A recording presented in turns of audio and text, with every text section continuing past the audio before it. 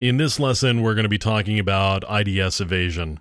IDS is an intrusion detection system, and it's there to detect exactly the types of activities that we are engaged in.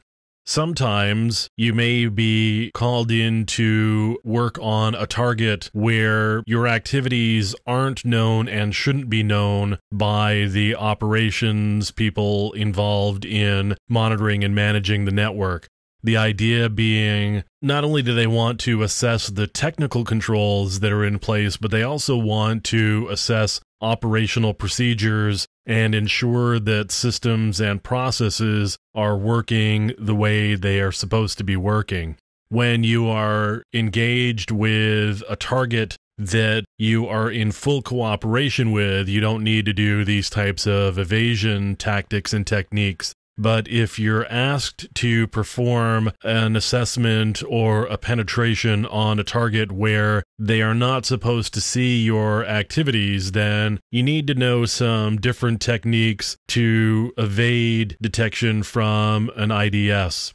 So we're going to talk about a couple of different things that you can do. So one thing that you can do is you can manipulate packets to look a particular way, and we've certainly looked at PackEth in the past. We're going to look at it quickly again because it's really useful as a tool to set up packets to look a particular way.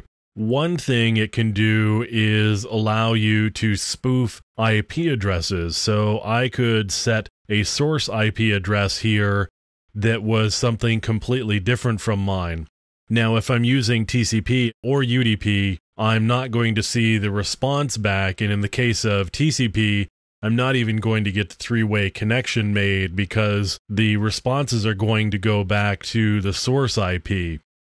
But what you can do is, in addition to spoofing, you can set up particular ways that a packet may look by changing the type of service or by changing fragmentation offsets or different flag settings that may allow you through an IDS without maybe getting flagged. It might also allow you through a firewall. It's a slim possibility, but it is a possibility. Now, another thing that you can do is use PackEth to generate a lot of really bogus data. And what you might then do is hide in the noise generated by PackEth.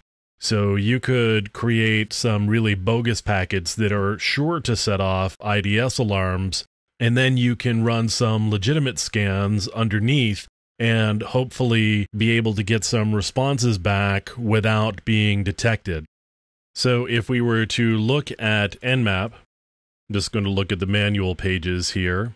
One of the things that I can do is set the throttle, in other words, the timing template, to go really slow.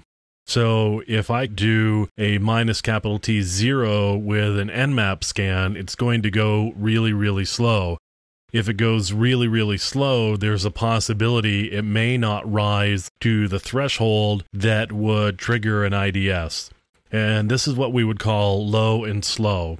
Now, of course, this is only Nmap, and that would be a port scan. There's still a lot of other work that you would have to do, and you may have to find other ways to get around that. You can see also here on this page, there's some firewall IDS evasion and spoofing, and you can do things like fragment packets, where really fragmented packets sometimes will avoid IDS because an IDS is going to take a look at what's in front of it, and it may not have the ability to actually gather the entire packet and put it back together to take a look at what's going on. So sometimes fragmented packets can get through.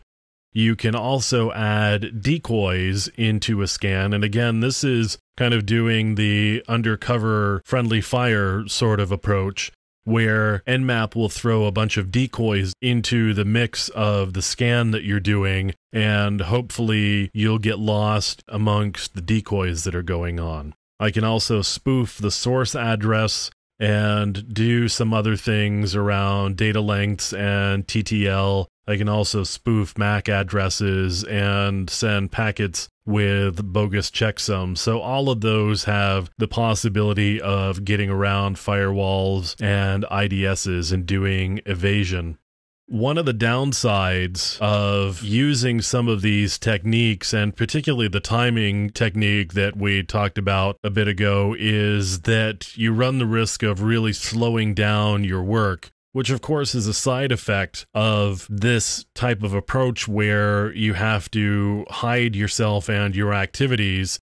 But the thing to keep in mind is if you've got a limited time frame in order to perform these sorts of activities, you really want to keep that in mind and be aware of how long some of these techniques are going to take.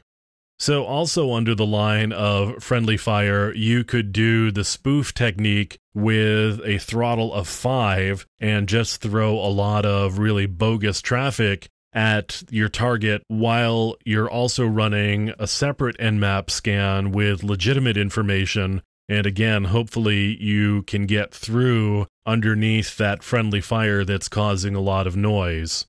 Similarly, there is a tool called Nikto, and Nikto does web application testing.